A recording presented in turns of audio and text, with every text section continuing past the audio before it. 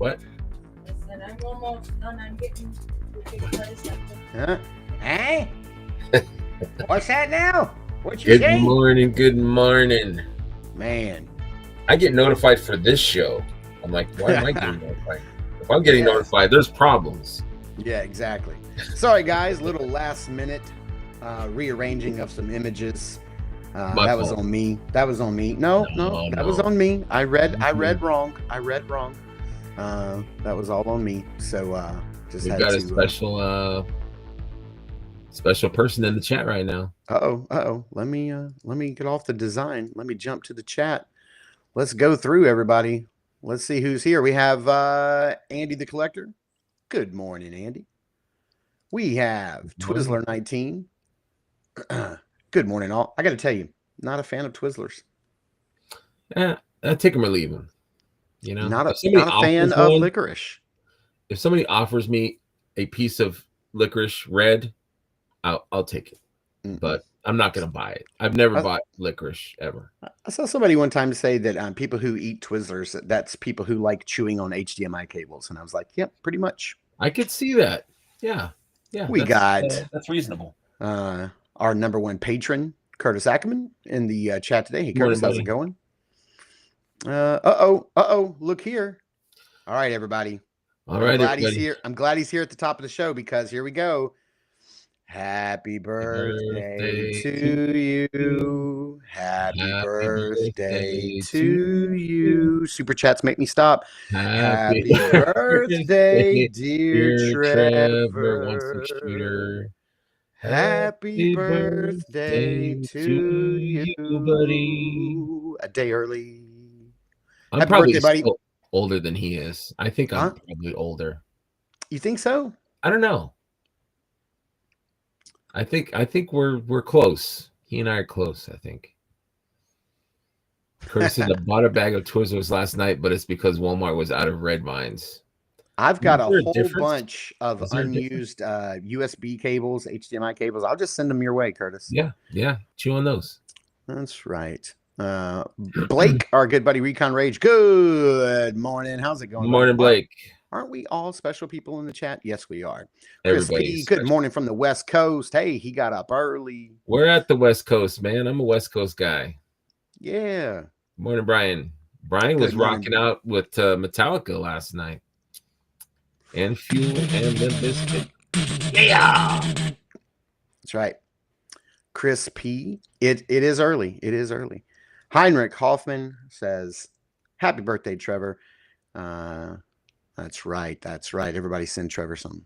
Look at that. Look at that. Thanks, guys. Trevor's got a 100th episode coming up, I think. So be on the lookout for that. Is that Legion's Lounge? Legion's Lounge, yep. Fantastic show. Yeah, it's a great show. Love it. Great show. Andy says, I like Trevor too much to sing to him. I know how bad I sing. Absolutely. You heard us. And it's early, you know. I'm not even sure that Greg knew all the words to that song. And I was technically, we owe Michael Jackson's estate a nickel. So what? I didn't know he owned. Dude, I don't even know if this is true, but it's one of those urban legends. I've heard many times throughout the years that Michael Jackson actually bought the rights to the Happy Birthday song. So I mean, it seemed like it would be hard to convert that to some kind of financial thing. Let's see. Chris P says LA in the Valley. Hey, we've got a lot of LA guys out there. Yeah, me too, man. Rob Zamora. Yeah. All right. So after privately, I think Greg's gonna send you a sock check. No singing. Look at this. Super chat, please stop. Sorry, that came in way too late. Damage is done. Audio damage is done. Thank you, Trevor. That was amazing. I remember when Shooting the Shelf had 100 episodes a year ago. Mic drop. Look at that. That's awesome. That's also a spectacular show. Koki and Guasagwe will be on this Sunday. So that's going to be an awesome show. Guasagwe is Guasagwe. He's he is the best. Well, speaking of an awesome show, boy, we're going to have an awesome show for you, because not only are we going to be up to our, typical Saturday morning shenanigans. And Oh boy, look here. Maximum Topic Spider-Man. This is what we're going to be unboxing today. There you go. He's got it. Yep, we both got it. Greg got it a day before me, I believe, or maybe 2 days before me. And so we're going to dive into this, and we're going to get all controversial. Let's do this. Yeah. Do you happen to have in your possession, near your desk, a regular, what you would consider a regular basic Spider-Man Marvel Legends figure? I do. Yeah, I've got. To compare it to? I've got the Japanese one.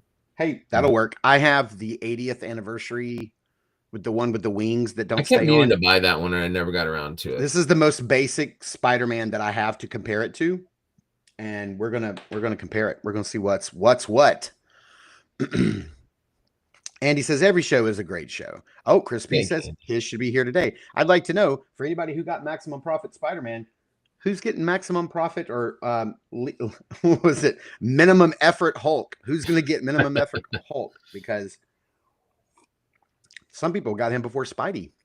Yeah, I think Brian gets his. Did he say tomorrow or Monday? I am not getting that figure, man. I am not doing it. If I see it, if it's a Target and I've got my 5% off, maybe. If it goes on sale, maybe. I already complained in our group chat about the purple pants. I know it's classic. That's funny you bring that up, because I wasn't going to call you out on that, but I would like to know what color pants you would like to swap it to. Blue. That's blue, normal. I would take go blue. Black. Tan from the old show. A lot of times in the old show with Lou Ferrigno, he wore tan pants. Yeah. So what's your preference of color?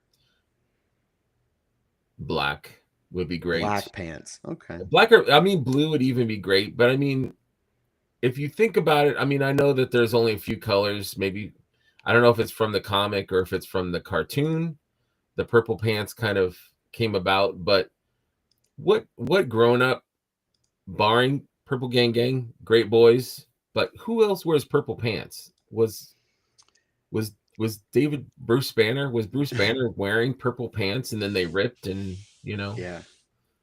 Speaking of Bruce versus David, did you ever understand why they changed his name from Bruce Banner to David Banner on the show? I thought it was like a Batman thing. Like they were like, there's one Bruce already. We can't do Bruce. I don't know. I read somewhere, and I don't know if there's any truth to this, but during the 70s when they were producing that show, because it was like late 70s, right, when that show came out, early 80s, whenever that was coming out, that I don't know how they came about this, but they said that Bruce was the #1 name of gay men in America, and they thought that a feminine sounding man name was too feminine for a monstrous hero. So Bruce seems very masculine to me. Bruce Willis. Yeah. That's it, guys. Sorry, that's all. The only Bruces I have in mind. I know. I'm thinking Bruce. Yeah. Bruce Jenner. Springsteen. Never mind. Never mind. Moving on, guys. Moving on. And the show is because I'm just going to say this as a designer, as somebody who loves color. To me, I think green and purple, they work together. So, I mean, look at the Joker. Come on. Yeah, no, I'm with you. I guess it's just I always had an issue with the purple pants. I just thought that they were silly.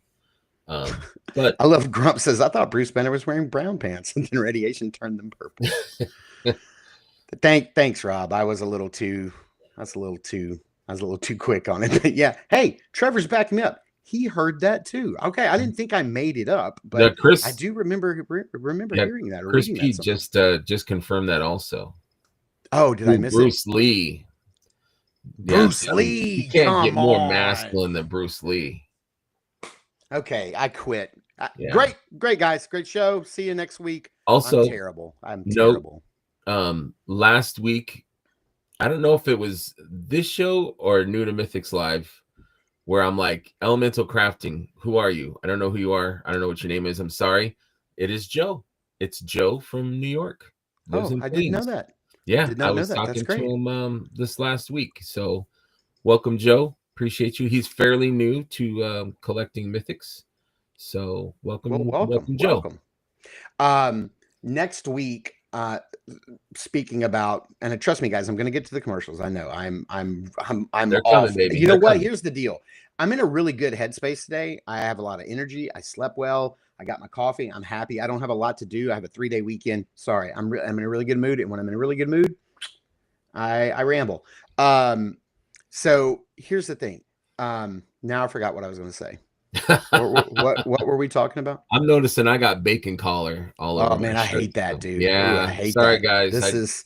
I like was working. fresh I out could of take it off, college. I guess, but Like fresh out of college, like she's still, looking for Mr. Right. I like that neck. You have the she's 35 and ready to settle down neck. Yeah, Okay. like I'm watching TV on the lazy chair and Seriously, what were we talking about? Oh, speaking of people new, Maxima.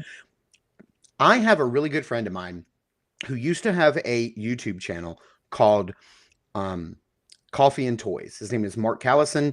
He was out of I believe he's in Colorado somewhere. We met. He had a YouTube channel for about 2 or 3 years. He did a lot of G.I. Joe reviews, and I always tried to get him into Mythics. I was like, dude, you got to get into Mythics. You got to get there. Really cool. He's like, nope. I like 80s toys, so like He-Man and G.I. Joe. It's like, I can't do it. And I stopped pressuring him.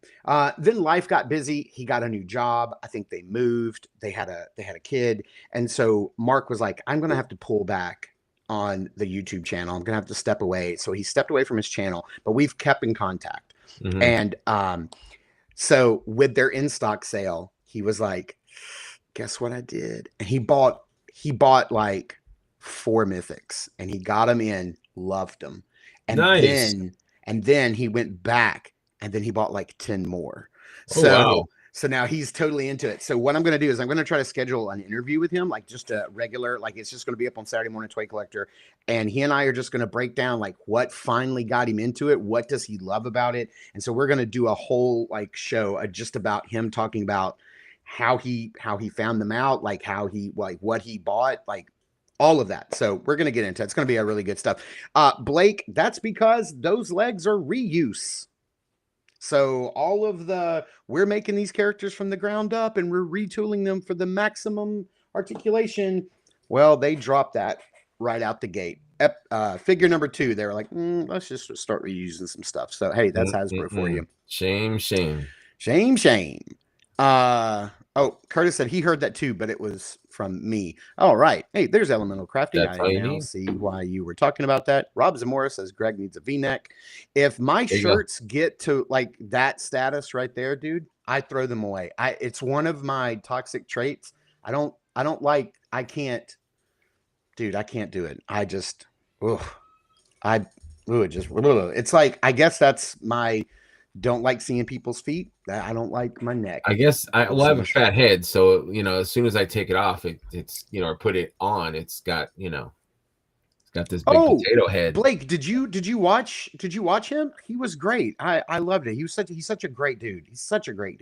I hope one day he finds himself back in the toy video making world, because that would be fantastic. Okay, now let's get to it before we are like, Jesus, we're 15 minutes in and we haven't done anything right. I'm entertained. Hey, I forgot to play this. Hey, Mark, are you ready to record the show? Hey, buddy, get in here. It's Saturday morning. We got to talk to...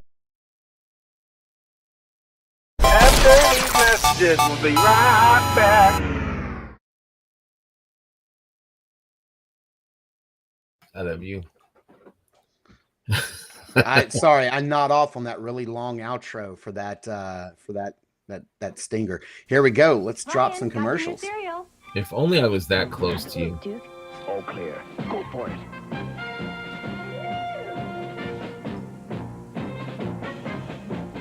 Hit it. Introducing G.I. Joe Action Stars brand cereal, a delicious part of this complete breakfast. Crunchy stars that taste great. So, for all you action stars... Bye, Mom! G.I. Joe! Here's Starduster. G.I. Joe. Did you ever eat any of the G.I. Joe O's? I don't think so. I remember that commercial as a kid, and I wanted cereal, but my grandparents were cheap, so we had cornflakes or Cheerios. I never had these as a kid, which is probably why I never knew about Starduster, which apparently he was a mail-away figure from that cereal. That was the only way you could get him, which is why the G.I. Joe Classifieds version comes with a little box of cereal. Did you buy Starduster? The new one from Classified. Yeah, I have him. And I saw that commercial. And I was like, oh, that's right. Like, that's where Starduster came from. Like, I totally freaking, like. So it worked. The marketing Thunderclap worked on you. Yes, it did. It did. Definitely. Look at Curtis, man, dude, after last weekend, you've got a few weeks. Super chat $4.99. That's a neat idea for an episode with your friend. You should call it New the Mythics. I might actually do that. Look at Curtis, man. I'm gonna look for the trademark and see if it was trademarked by anybody. Yes, absolutely. I didn't notice the shirt. I just see the handsome man in it. That's right. That's right. All right, let's get on to our next commercial. This is a fun one. Hello, I'm Pee Wee Herman.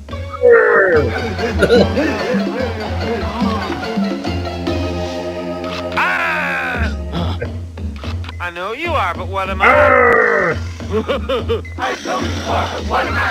I know you are, but what am I? Talking Pee-wee from Matchbox. Cherry sold separately. I know you are, but what am I? Every tribe should have one. Okay. I've got to interrupt. Now, the main guy that's painted blue. I know where you're going with this. Looks like the bad guy from Cobra, the Stallone movie. I know exactly what you're saying. That guy, he have like really bad skin, like it was. Yeah, and like yeah. He was real swarthy looking. Let me go back. It's this guy right here. That guy. No, not this guy. No, not that guy. No, the other guy. Watch. I know you are, but what am I? That guy. Yeah, that guy. He's hot. That guy. That guy. That guy looks like the dude from Cobra. He was like the bad guy. He did a lot of bad guy movies. Why did they never do a sequel to Pee-wee's Big Adventure? And like, why didn't he go to this island and then they worship him? You know? Andy, why are you so rad, dude? All right, let's see. What they did a second. Didn't they do it? They did a second. It was Big Top Pee-wee, right? There you go. I don't know. Big Top Pee-wee. Here you go. See? Why don't I know That's the poor man's Arnold. Yeah, that commercial would never be made today. You're absolutely correct.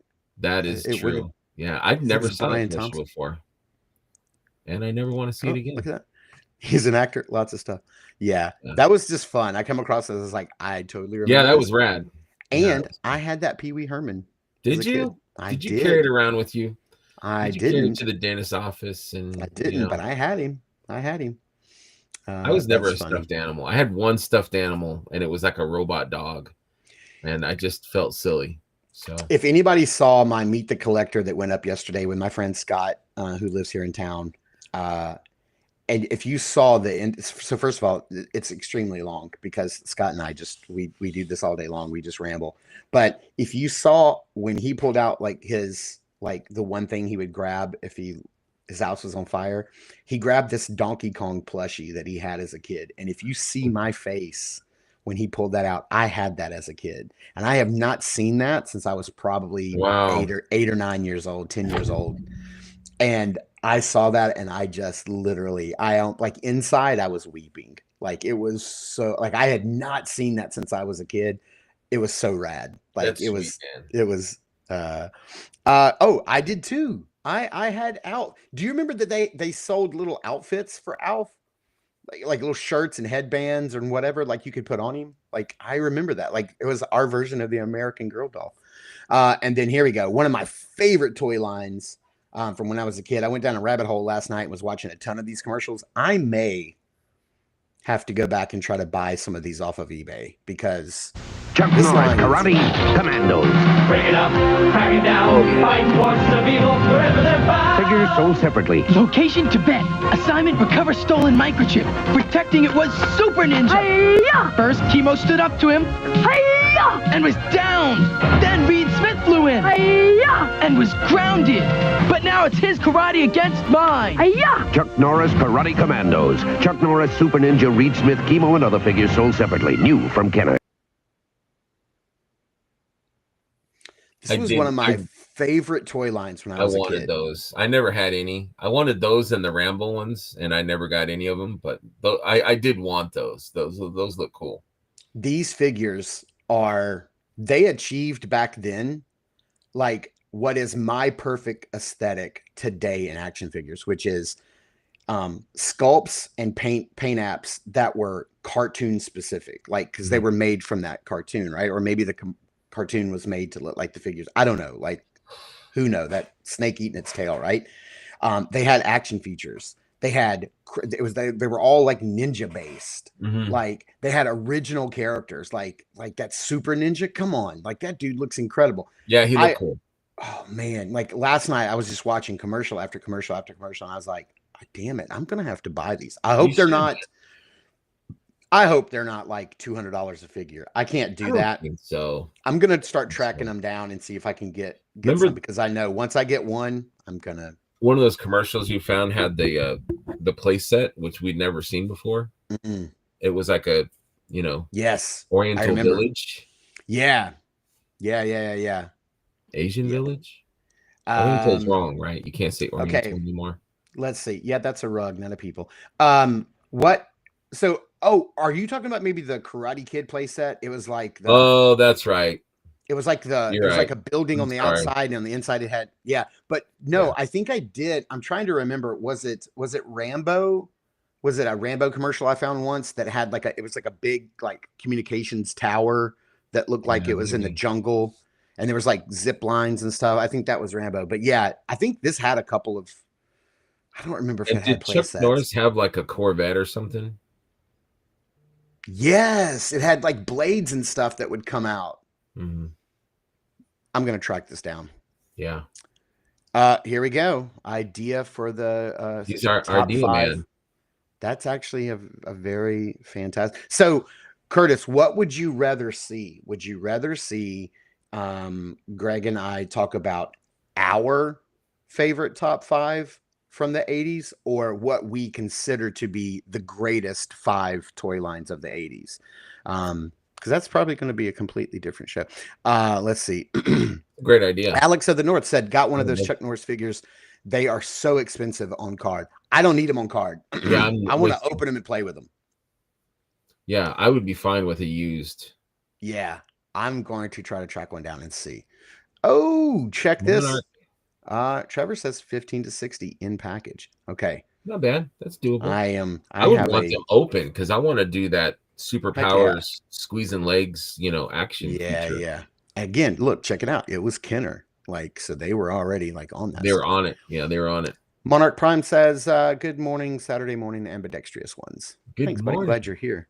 And the Bad Guys HQ in Rambo. Yeah, absolutely. Yes, Andy the Collector said it was called the Karate Corvette. That's right. So, yes, our top 5. Let's do it. For that. Let's do it. Let's do next it. Week. We'll plan. Next week. Thanks, Curtis. We're stealing that idea. Or you gifted it to us. Thank you. That's right. All right, let's get into it. We've got Brian Carr. Thank you, Brian. Happy Memorial Day weekend, and thanks to Blake and all that served to give us the freedom to enjoy our toys and awesome stuff. Absolutely. Thank you, Blake, for your service. I already told you this morning. Thank you, sir. Thank you so much, sir. And just as a reminder, because this got shared in our group, if anybody hasn't seen Valaverse, they are having a Memorial Day sale. So you definitely want to go and check out their wares and see what they have, because of course Memorial Day and being a military line, so definitely go check them out and see what they've got going on. I just made some Valaverse purchases, but from Jay's toy shop. Yeah, not from Bobby himself. But anyway, let's get into it. Where is our? There it is.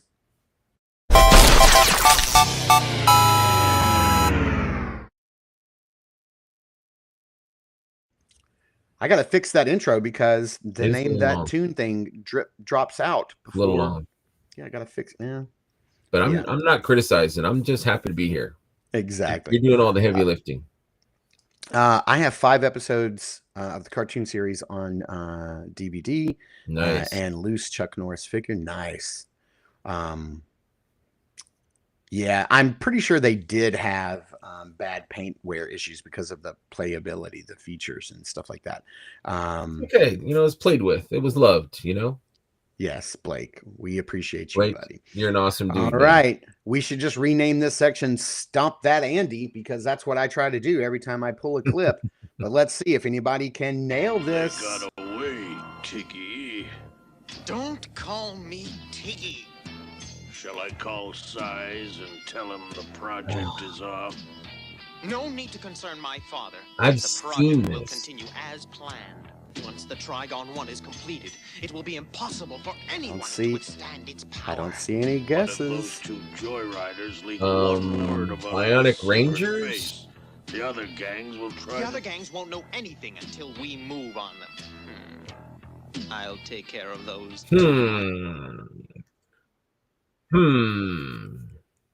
Oh, Andy right. says droids. He's probably right. I don't know. Any Yeah, other? What do you want to go Bionic with? Rangers. Bionic Rangers? Okay. Is that it? All right. That's a show, right? The Rangers? I remember there was the Bionic 6. Maybe that's what I was thinking. What right. about the Rangers? Wasn't there a Rangers? They were like cowboys. Oh, there were so many Rangers. Some And there kind was of Brave. Rangers. Wasn't there Brave Star? Like he was a cowboy, like an alien. Is it Maybe Brave it's Star? Space Rangers? Some All kind of right. Rangers show. Let's roll that intro with one of the most terrible songs ever to be included. It sounds like the guy can't even sing at all. Like they got me. Worse than us? Worse than me. Here we go. Let's roll that intro. Rapping softly in a danger zone. No weapon in my Song is horrible. This is the real song, dude? It's just this brain designed by man. Got me trouble again. Oh my god. Trouble again. I put my life in jeopardy. In the I do not remember this song. I wish I could not remember it. This is terrible. It's like Air Supply or something.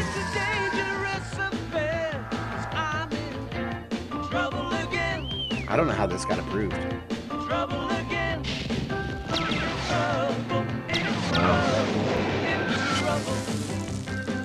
I did want that A-Wing, though. Man, I wanted that A-Wing. This was a fun toy line for sure, but good God Almighty, that song, that's Galaxy Rangers. Thank you guys for setting me straight. Galaxy Rangers. I did love that show, Galaxy Rangers. I just couldn't remember it, but yeah, that was a good one. This song sounds like one of the guys that was like a writer on the show, and he was like, "All right, listen, musical group, here we go. Yeah, this is what I want the song to sound like. Here are the words," and then like he sings it, and somebody like recorded it, keyboard. and they just said, "Run Trouble with that." again. Yeah. I can't wait to forget it again. Yes, I'm trying. I'm trying to. I don't think anybody remembers the song because the trauma of it in our childhood. It just yeah, I did not remember that song. We blocked it out. I had to go back and check to make sure this was a real song, that I wasn't being punked, because I listened to it and I was like, "There's no way this is real. Like this is garbage. This cannot be real." I did have C-3PO's cereal, which was like honey based, and I didn't like honey. I still don't. But I think that coincided with this show, maybe C-3PO's. I don't know, but it was not good cereal either. Yeah, exactly. I don't know. I'm not sure how George Lucas put his seal of approval on that. But here we go. He did the Ewoks show, so I knew I was going to forget something. I knew it. What'd you forget? Dude, I forgot the catalog page, wish list. I was thinking about that, but we're not going to have a wish list show today, guys. It's not going to be on the show. I was looking at my what do I play next? Oh yeah, that's right, wish list. We should do like favorite Christmas gift from the catalog, or like what did we get that we loved from the catalog. Yeah, for or sure. moments or something, Well, that's okay. I'm sure Maximum Profit Spider-Man is going to take up a lot of time, so we're just going to skip right to our pickups.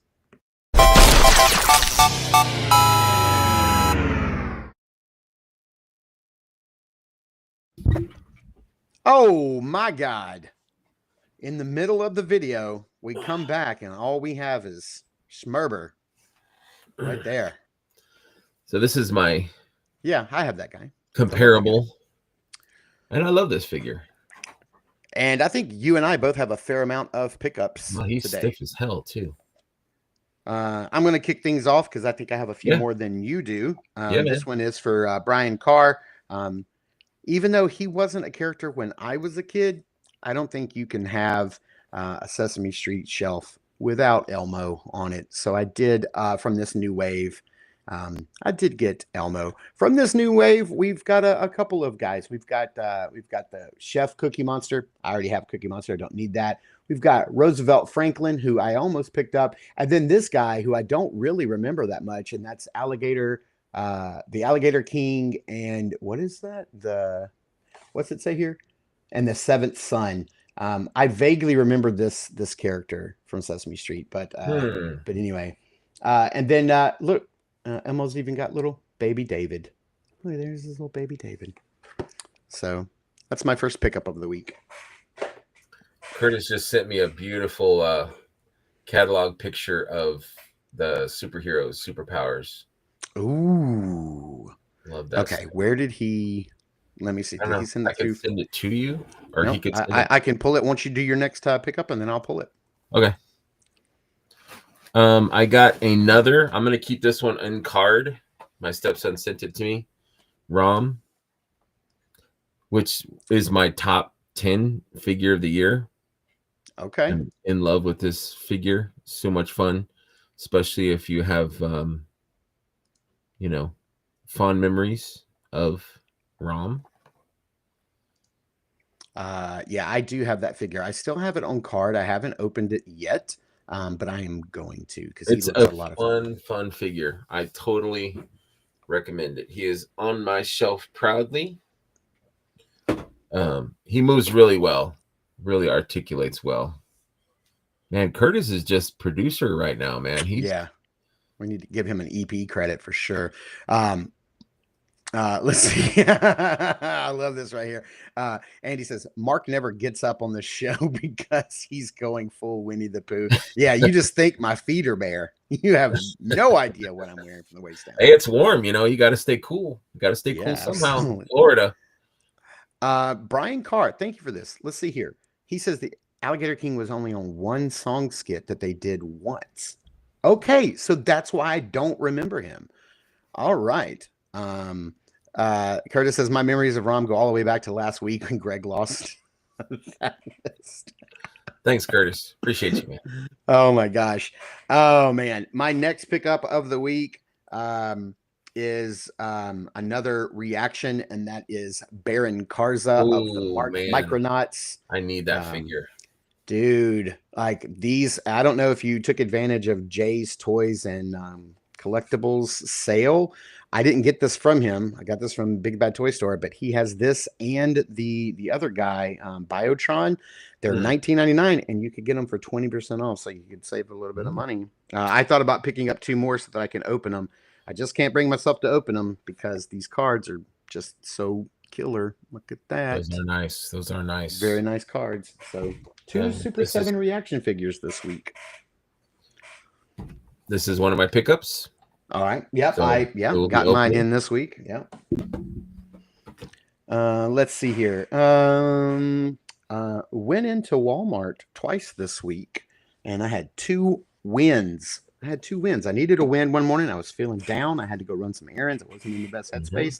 Went into my Walmart, and they had both of these guys, which are from the newest wave of Black Series figures to start hitting Walmart, and I'm surprised that they had them, but it is the Praetorian Guard from The Mandalorian. So this guy moves really well. Surprisingly, this guy has more articulation than this guy.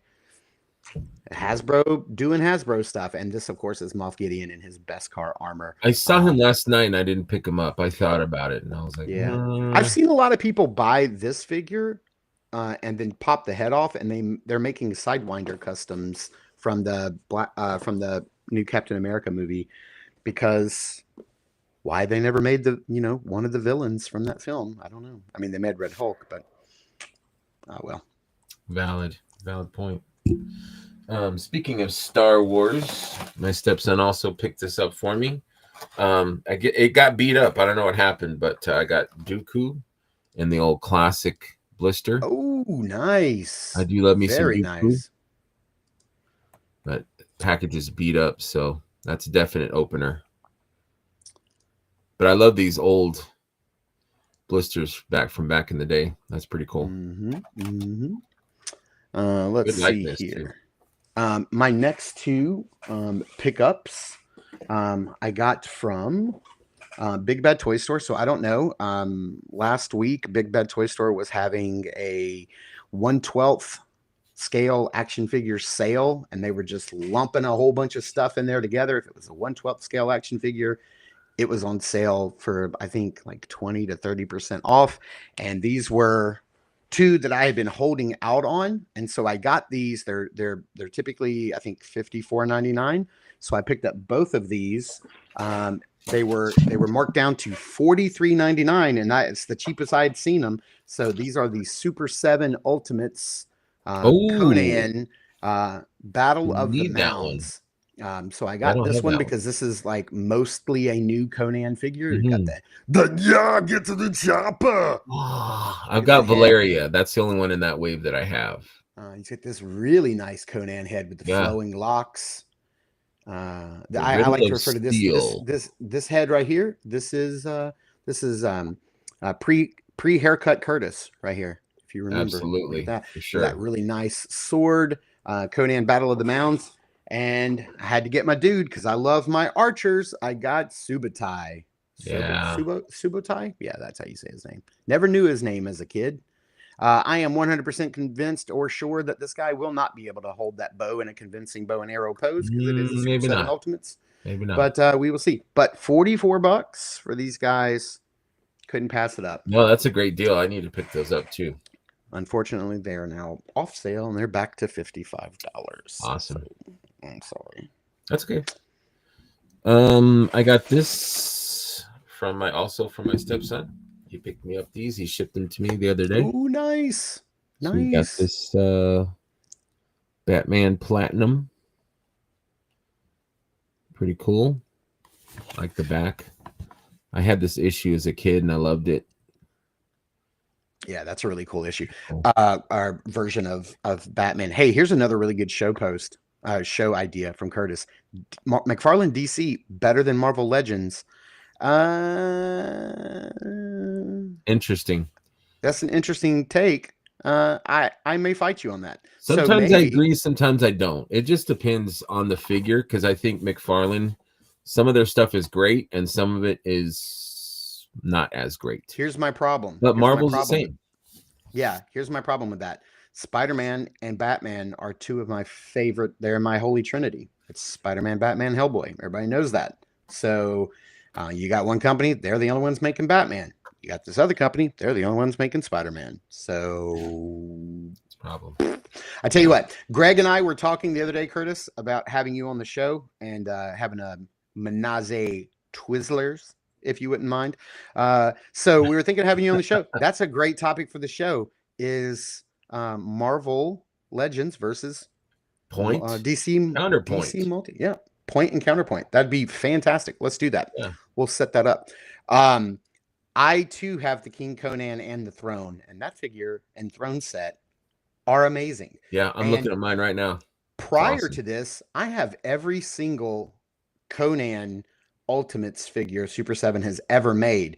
I didn't get Valeria. I should have, but I didn't. Valeria's nice.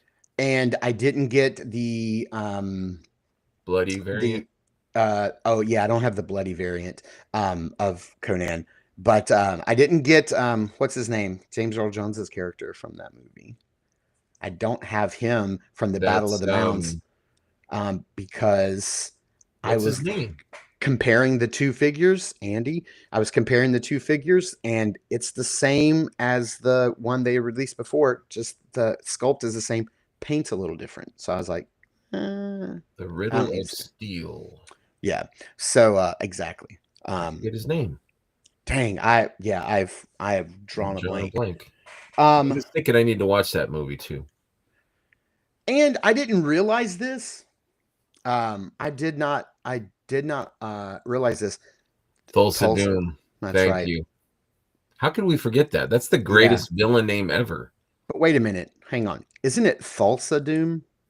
I think, yeah, it is. And then Heinrich's like Tulsa Doom. That's a really good Southern musical. Tulsa Doom. I would watch that movie. Yeah, Thulsa Doom. That's his name.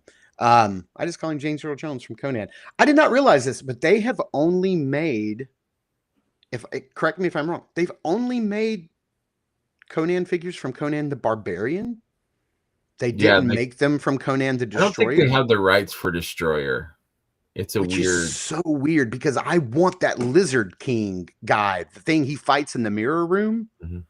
I want that so bad. If I don't get that from Super 7, like I'm just gonna Tulsa Doom. Yep, that is that Stallone show. That's exactly what I was thinking. That's a good show.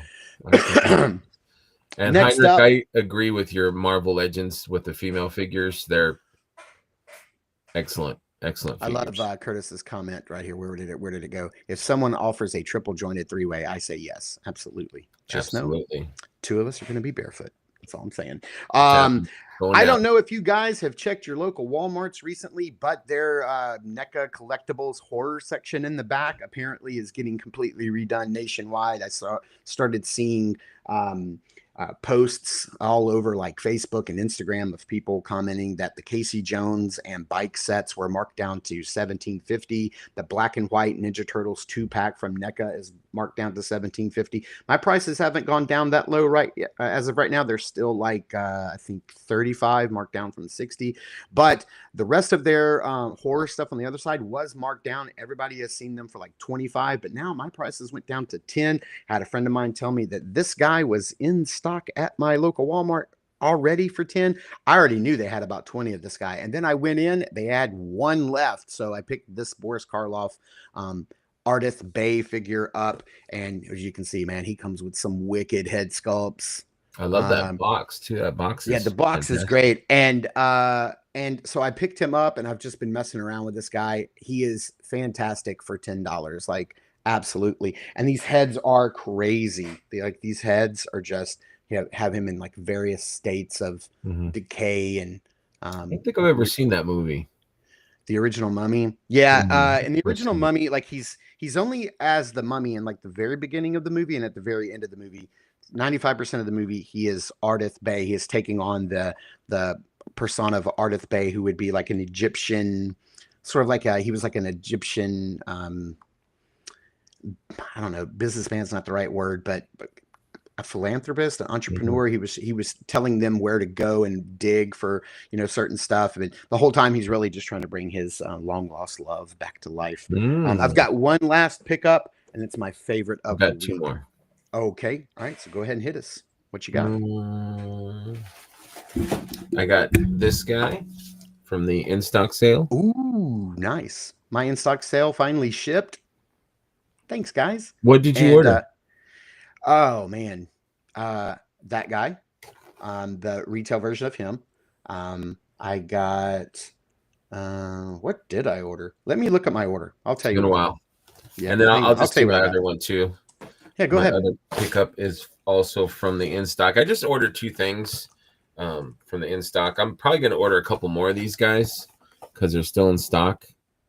Definitely in love with both the Skullman and this guy, Headhunter. I think they're both fun figures. This one, I think I like it better than the Skullman. I think they're both awesome, but just the soft goods, the colors, this is better. I just can't make myself open the exclusive box version of this, so I was kind of waiting for these retail. It is missing the flaming eye effect and the flaming head part, I guess. Oh yeah, that's right. That's right. Still badass figure, super cool. So yeah, I'll probably order 2 more of this guy, I think. Man, I'm trying to find your. Yeah, I'm your trying to find my order. order. I ordered the Just check your email. ATL. I ordered the ATL. What's up, Retail Paul figure. Morales? I ordered another set of Barbarian parts. I ordered Romulus because I didn't have one. I thought I did, but I didn't. I mean, I know that I had one, but I think I traded it away. Yeah, I did the same. So I ordered him. Those Mercurians, I'm not really. Sorry, yeah, to Michael Casper, but I'm not a big Mercurian fan. They're okay. Oh, here it is. And I also ordered the Figure Obscura Ganesha pin. That was it. That was everything in my order.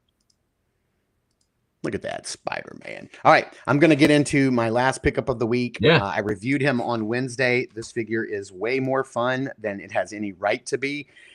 That is the Jada Toys Frosted Flakes, Nice. Tony the Tiger.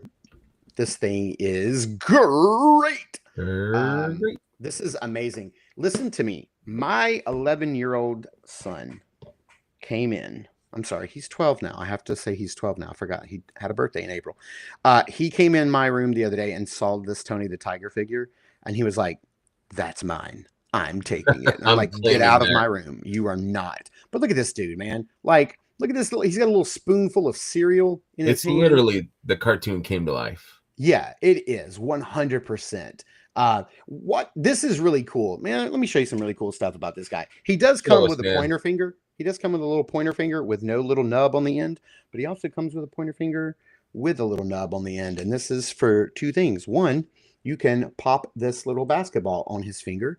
And so now he's twirling a basketball, has a little twirling effect, which is nice. It looks like the ball is spinning around, which is really dope. Then you can also, check this out, you can take the cereal out of his hand and he's balancing the cereal bowl up there. Or the little peg that's on his hand also fits the basketball. So you can have him like dribbling or going up to do like a slam dunk. Like that's more thought went into this than absolutely needed to be. That is thoughtful.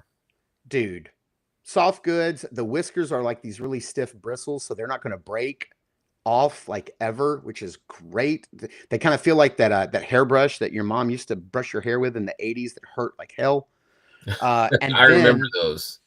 And then check this out. The little box of Frosted Flakes is gorgeous. And look, they have little side printing on the tiny little box. It's got the nutritional facts. Yeah, what's the nutritional value of that? Yeah, none. One serving and there's size. Even like there's a little QR code right there. Come on. Wow. Like this, who doesn't? Exactly, Trevor. Who doesn't love a little nub? Nub. All right. All right. That's it. We are going to do wish list.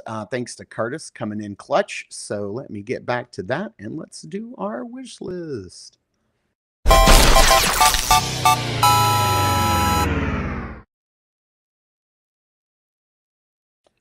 Yep. Curtis and I share a love of the Kenner Superpowers line. Man, this is such a great line. I love this so much, so very much. Actually, let me do something besides this. I always forget that this is the way to do this. So let me pull this over here and let me share my screen. This way I can actually like, where did you go? There it is. All right. Screen share window. I can't see it. Share this window. There it is. Can you see that? Yeah. There we go. Let me zoom on in here. And let's take a look at this. So we have the Justice League Hall of Heroes playset, which, man, I really hope we get again. Number 6 here. We have the Supermobile, which we have gotten. Number 7. I wanted that as a kid so damn bad. Yeah, I had number 6 and I had number 7. The Batmobile is one of my favorites. I think I've pulled that out before and showed it off. And never had 8 and 9. Number 8 is the remote control. What is that called? Remote control action. I can't read it. It's very grainy. Number 9 was Darkseid's Destroyer vehicle. That's really cool. I do remember number 15, which was I don't remember what it was called. It stops at 14, maybe 15 and 16 were on a different page. But 15 here, yeah, I don't see it. But I think that was called like the Calabasher or something like that. Something like that, yeah. Calabasher or something. If it wasn't, it should have been. But yeah, man, like if you come across this page, what are you circling? What's mom and dad got to get you? I always wanted that Hall of Justice thing. I thought that was super cool. Doubled as a carrying case, it looks like. I never had that. I do have Superman's ship now and the Batmobile. Mm-hmm. So I probably would not get those now. So probably Hall of Justice and the Caliban's little crusher thing I would get. And then I've got to get the heroes. I need Batman and Robin, even though I have those again. I like a new set. And then I never had Wonder Woman, so I would take Wonder Woman.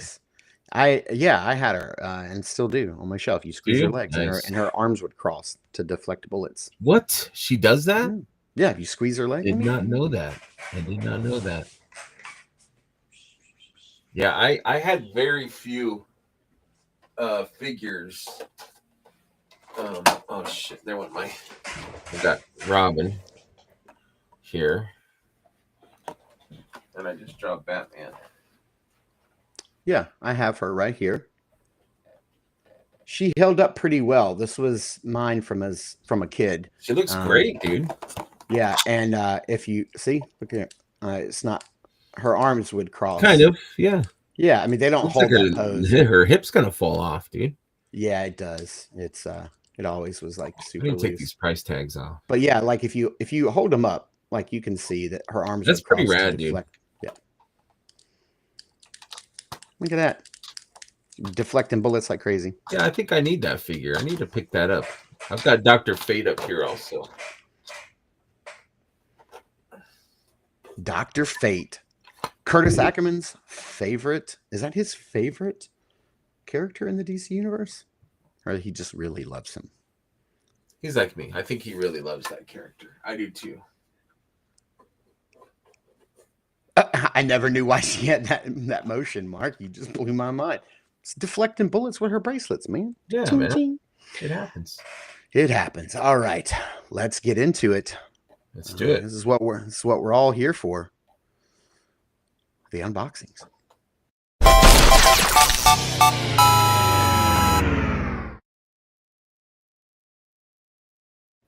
Mark, I'm gonna need you to be honest with me. Yep. Are you ready? All right, let's do it. Now, you always have my full honesty. This is a little back, this is behind the scenes, but me and Mark confer, like, what should we open this week? And he'll say, hey, Greg, do you have such and such figure? I'm like, yeah, I've got that. Okay, let's open that. And then morning of the show, he's like, well, I already opened it. I already did a review or whatever. And I'm like, dude, I thought we were going to first impressions, open it already. So I teased him yesterday, like, I haven't heard anything. I know you got your maximum yesterday, and I hadn't heard from you. It was kind of quiet in the chat. So I'm like, this guy he opened it already. So I'm just wondering, did you open it? No. You gonna pop that tape? Man? Wow, guys, right this is big. Watch. I should have showed it before. Because he's a reviewer, so I get it. He opens his stuff already, but I'm like, I want first impressions. No, I have not cracked this guy out of the package. I'm highly honored that you waited. No, for sure. Yesterday was really busy. I was busy. You're like, I already to play with it. It's opened already. I already played with it. No, I would very much like to have done that, but I never got around to it. And then I'll do my review next week. I'll definitely put up a review next week. So if you weren't busy, you probably would have opened it. Yeah. I probably would have opened him last night, but we ended up watching a movie. We ended up watching Whiplash with my middle son. I need to watch that. I've never seen that. Language is crazy bad in that movie. Clamshells. But yeah. Because he plays drums in school, and he was like, isn't that a drum movie? And I said, yeah, it is a drum movie about what it takes to be the best of the best. Rob Zamora put it on my head that these hands are too big, so we're going to check it out. He said the ungloved hands, which I'm very excited about, are too big. So we're gonna find out. We're gonna find out. Yeah. Say This less. one right here is as effective as mine are because say no more, sir. Understood. Turn that valve off. Message received. I'm not a big accessories. Like I love, you know me, man. I love my Mythic Legions. But some stuff I don't need extra. Like, be careful. Be careful with the Spidey sense effect. I'm excited for that. That's break. So that's going on his head. Mark saved himself for you, Greg. Yep, I know, man. I'm honored. That's why I needed to bring it up, to stop the show and really like remark upon the fact that Mark did wait. I did. Normally, and that's funny that you care about that.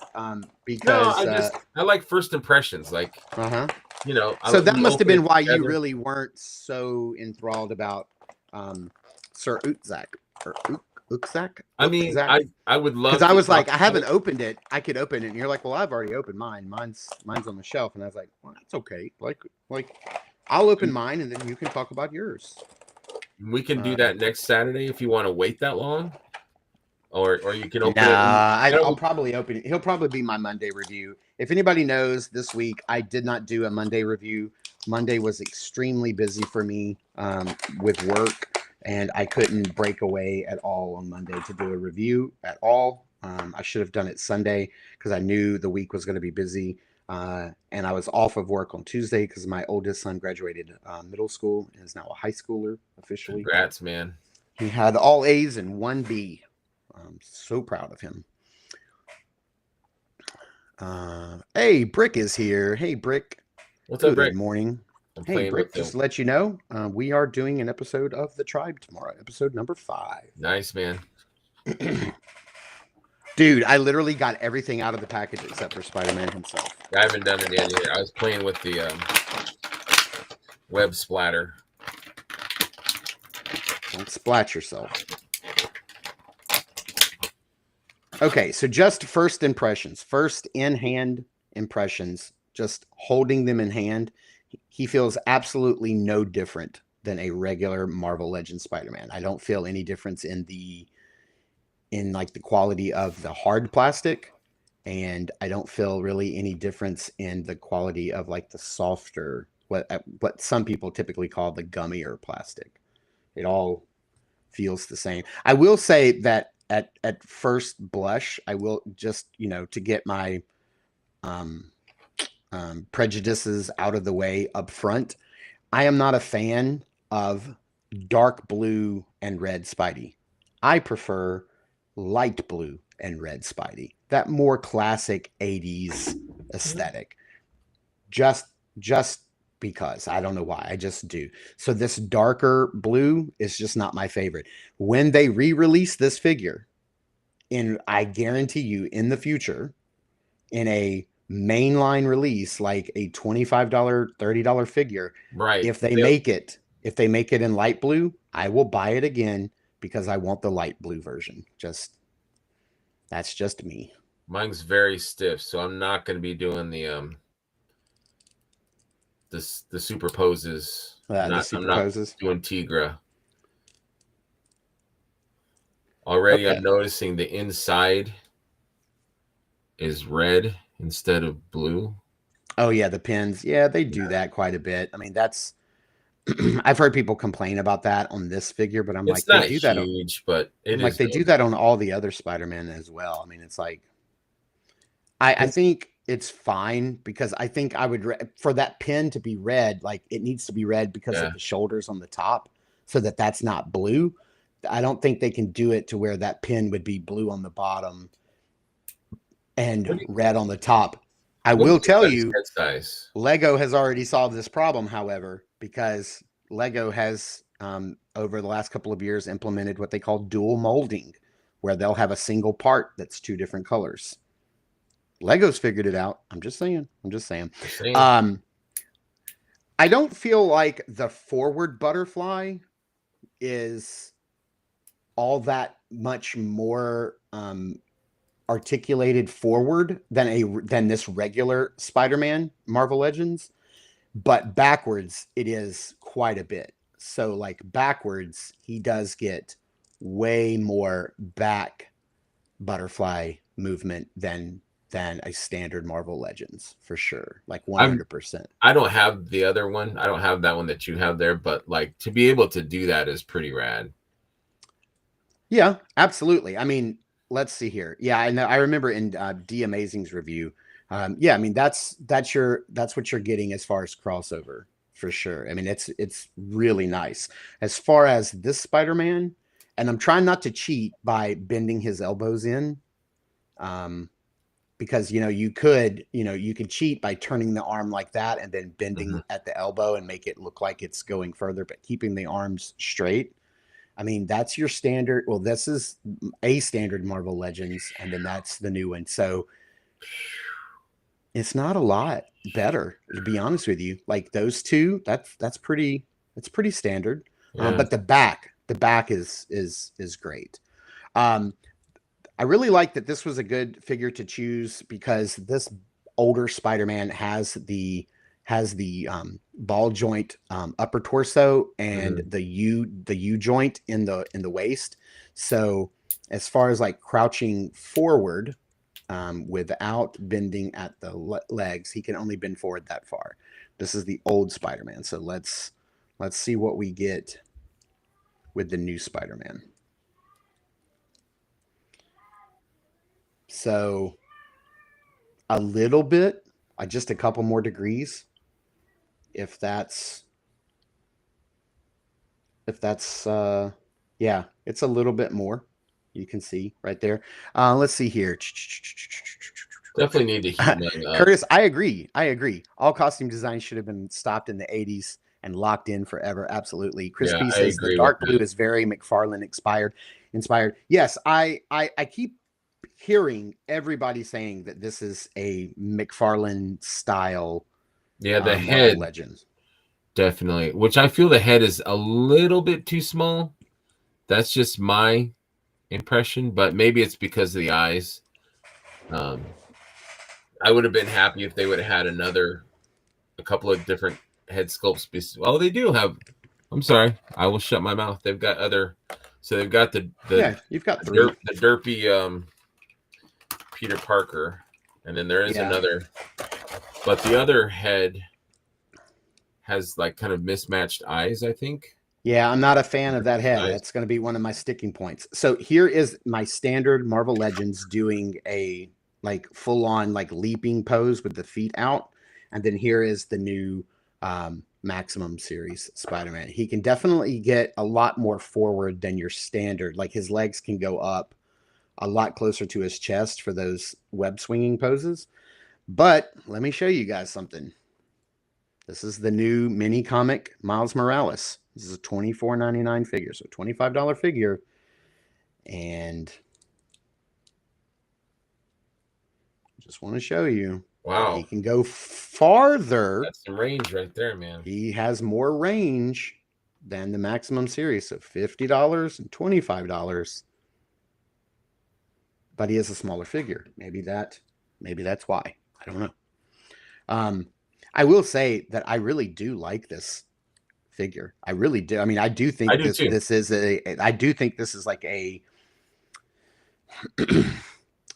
it's hard for me to say that this is a definitive Spider-Man because I'm not a fan of the dark blue, but I will say that yes, for many people, for most Spider-Man fans out there, this is going to be a definitive Spider-Man for sure. Now, let's get into some of the accessories because the rest of the articulation is pretty standard throughout. I don't have a problem there. These two heads are just not different enough to be considered two different heads. It's like the outline on his eyes here, the black part is thicker than this head. And this head's got a slightly more scrunched eye than this one does. This was not good to include. This one should have been like the eye should have been squinted completely like this. Like this, or even like like this Miles Morales. Like Will other heads fit on this? I wonder, or is it special? probably. I I mean, don't think I let me have any just more pop the Spider-Man. 2 that I have. Let's just look at the 2. I wish that the Marvel Legends team would do what the G.I. Joe team is now doing, making all the neck pegs the same so that all heads can pop on. But yes, just with mine, check this out. That's the old Spider-Man head. Yeah, better. Oh, I'm sorry. I just my bad. Yeah. Yeah. So I think Rob is right. This hand is a little bit bigger. There's the old Spider-Man head on the new Spider-Man body. It doesn't sit down far enough. It pops on perfectly, but so the peg is the same, but it's too high on his head, on the neck. It just looks a little odd. So Rob was saying what hands are The ungloved hands are a little big. are a little big. Yeah. Yeah, I can And agree with that. Yes, just I looking agree. at them, I can see. Let's try out the effect piece. Now, I've heard a lot of people say that this effect piece really should be yellow. I have to agree with that. I think it would be nice if it was yellow, but that's pretty cool. Yeah. I dig like that. it. That's really nice. That's a very nice inclusion. I dig that a lot. I've heard a lot of people complain about this head, the Peter Parker head. People were showing some comparisons with McFarlane's artwork and his Peter Parker, and the hair looks very similar. So I did see somebody's review this week. I'm not sure who it was, but they were talking about these thwip hands with the webbing coming out. So basically what the reviewer was saying was that the web is actually coming out of the hand as opposed to coming out of the wrist, which should be on his forearm, right? And they're saying that it's weird that they put it on the hand because that is 3 separate pieces. So you have your hand sculpt, you have the web sculpt, and you have the hand peg sculpt. Those are 3 separate parts. So they had to produce 3 separate parts to make this. Whereas if they had just included a set of forearms that are swappable, since he does come with the ungloved hands, if they had put the webbing on the forearm, then that would have only been 2 parts. It would have been the forearm and the webbing. And I thought, well, yep, that makes a lot of sense. So I'm not sure why they did it on the hands, but they did. So be it. It doesn't make me any difference one way or the other. I've heard a lot of complaining about the ungloved web hands, and I have to say that I'm kind of a fan of them. I think they look cool. I think that's a nice inclusion. Really wanted them. I think they're a little bit big, but I think they're different, so they're kind of cool. Yeah, I mean, I don't have a Spider-Man that has ungloved hands, so I'm down for that. And they're easy to swap out too. So yes, that's a plus. They're actually easier than swapping out the hands, believe it or not. I like that one hand is thwipping and the other hand is gripping, so that he can do something like this. Mm-hmm. So he's like working on it and testing it out. I think that looks pretty cool. Yeah, I agree. I think that's nice. I agree that the smile is a little psychotic looking. Like he kind of looks like he's, like this is a unpainted Joker face. It looks a little diabolical, but looks like Peter's got some nefarious intentions. That's all. But I like these hands. I think they're pretty dope. I can agree with Rob that they're a little oversized, but I like things that are kind of cartoony, so it doesn't really bother me. It's not something that... Not a deal breaker. It's not a deal breaker for me. It might be for some people, but it's not for me. I will say that I think his feet are a little large. Like the feet seem a little bit bigger than... Here, let me do this. If you guys can see this. Yeah, they do seem kind of... Maybe it's to help him stand, to be more stable. Can you see the difference there in the length of the feet? Yeah. And I think it has to do with the fact that it's the toe articulation, because they want to keep that joint away from the hole, is the foot peg, as much as possible. But yeah, the feet are a little oversized for sure.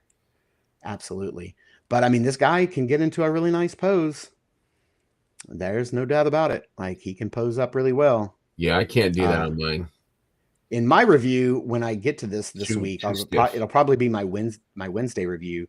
When I do review him, I am going to run him through the paces, comparing him to this guy, but also comparing him to a Mafex, classic suit Spider-Man, because that's the gold standard for me as far as Spider-Man go.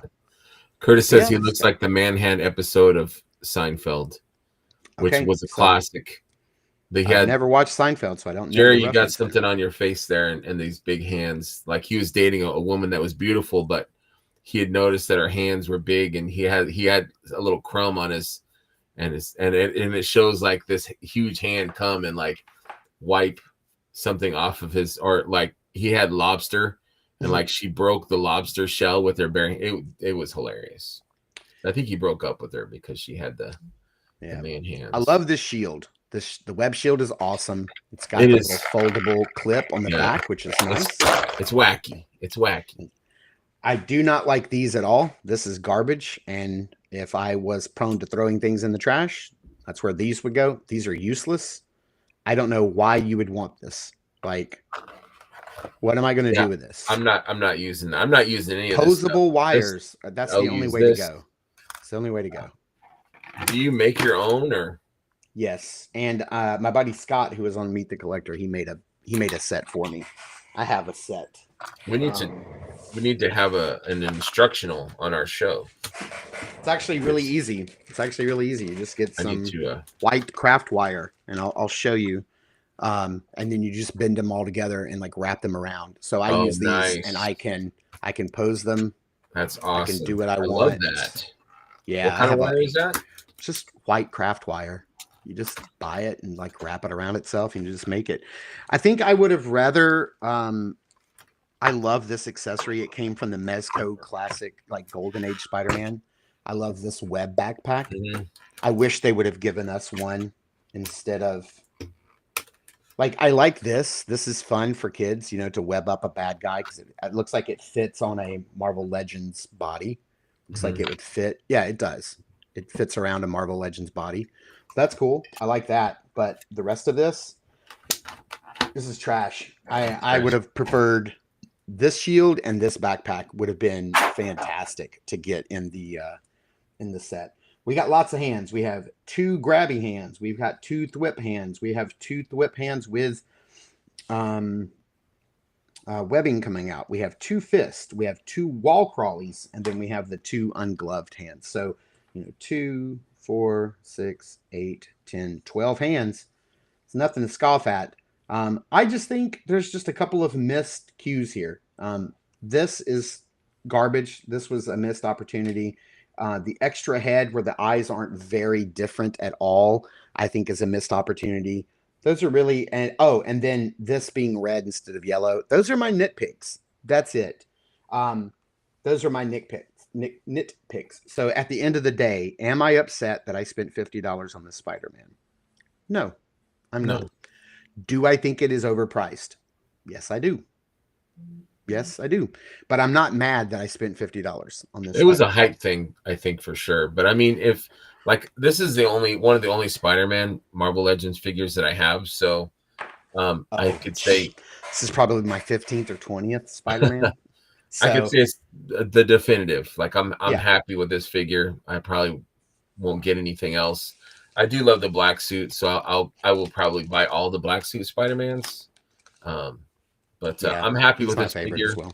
I'm gonna heat it up so I can get some good, the amazing poses out of him.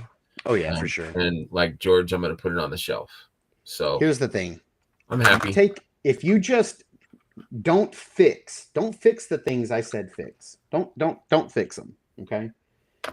If you got rid of this stand, this extra head, these 2 things, and then this thing, and you just give him like this this, and this, and maybe half of these hands, that's a $25 figure, man.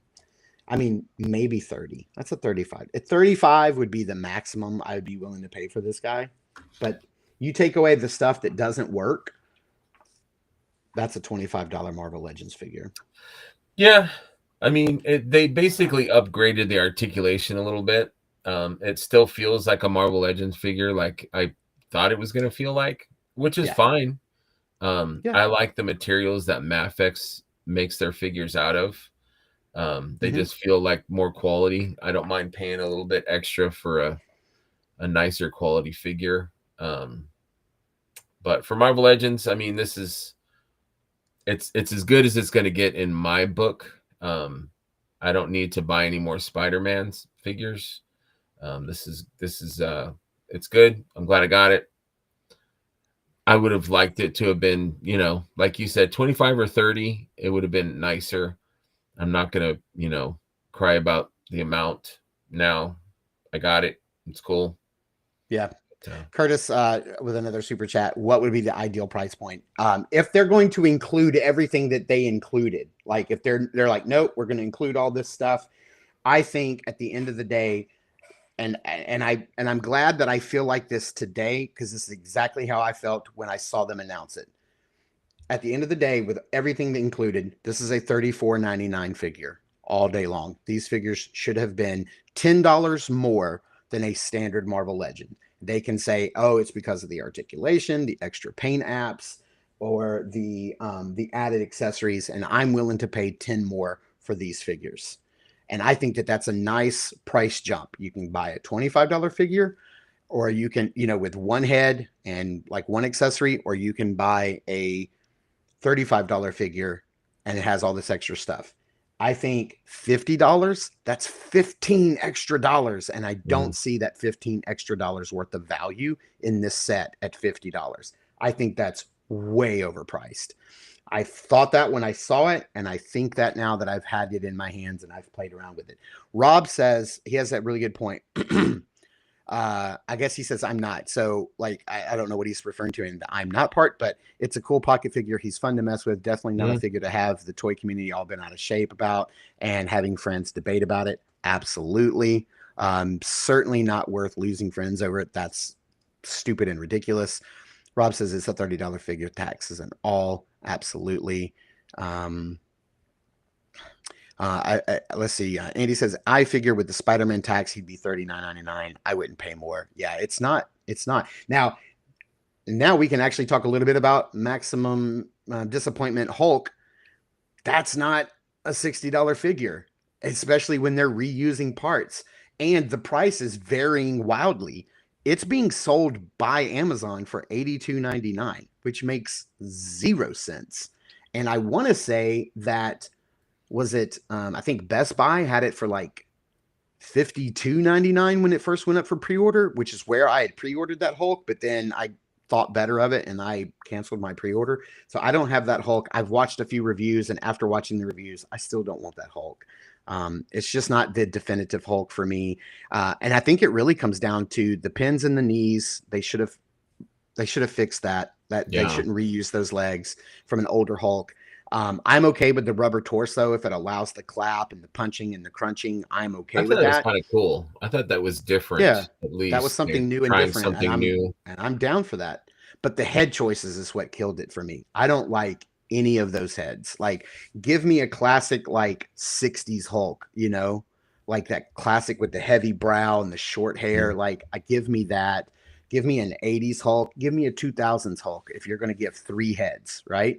But the 3 choices they give us, they're all terrible. I'm not a fan of any of those heads. And so that alone has me out of the. So we also know that Mezco 1/12 has already teased their Hulk. So we're going to see that sometime this year. So that may be the definitive Hulk, but it's going to be a pretty pricey figure. You're probably looking at least $125 to $150, depending on for sure how much they kit it out. And then I'm still holding out that Mafex is going to give us a huge classic Hulk. And that's probably going to be my Hulk. But that's wishful thinking. Let's see. Brick says, Yeah, the drama surrounding this fig is unwelcome distraction for sure. Waste of energy. Curtis, God, just so dang generous. $4.99 super chat. For me, the thing I thought could make the difference was the plastic quality. When you said the plastic felt the same, it's game over for me. Right. It does. It does. And yeah, literally. Curtis, hopefully, I hope somebody near you gets one and you can like hold it. I'm not trying to be negative towards the figure. I'm just trying to be realistic. I don't feel like plastic quality difference at all. Like I just really don't. Something happened with G.I. Joe classified series figures about a year ago where they shifted. Maybe Brian can jump in because I think Brian collects these too.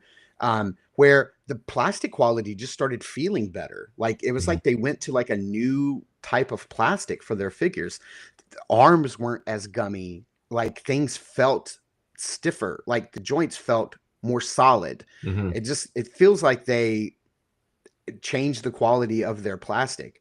They definitely did with their guns because their guns were warping like crazy, but the newer figures feel really good. Yeah, I was just checking one out yesterday. That Leatherneck was I think is the newest classified series figure that I have. And if you feel Leatherneck compared to any G.I. Joe classified series like the year before him, it's a night and day difference in the plastic quality. And I'm here for that, for sure.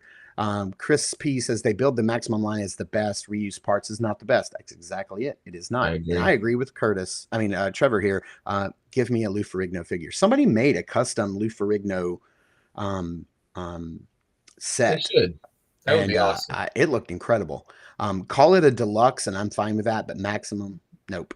I agree. Let's see. Curtis says I have 3 Mayfix bodies, so I'm good. Yep, absolutely. Rob says I still can't get over their no ball joint in the waist when classifieds have them. Absolutely. Curtis says I also feel stiffer when watching double jointed. I'm stiff the entire show. It takes hot water to get me going for sure. Blake says I agree. The G.I. Joe classified figure aesthetic. Astic composition is much better. Plastic composition is much better. Candyman 5000 says I don't trust that Hasbro rubber torso. Knowing Hasbro, that thing might disintegrate in a year. It is really possible. Yeah, that's possible. That is possible. Red XO Max 5. Hey guys, AWOC this week? Yes, sir. Tomorrow, 1:00 Eastern, episode 5. Let's see. Chris P says the G.I. Joe team heard complaints, fixed it. Difference between an in-house brand and licensed. Right. All right. Good to see you, Brian. Have a good rest of your day. He's like, my I know his whole box just arrived. He's exciting. Congrats, buddy. Heinrich says I have the Figure Arts MCU Hulk, and it is awesome. Yeah, absolutely. It really is. Okay, well, I think we've done that to death. So let's move on to our double down. Man, and we're at 1 hour and 23 minutes.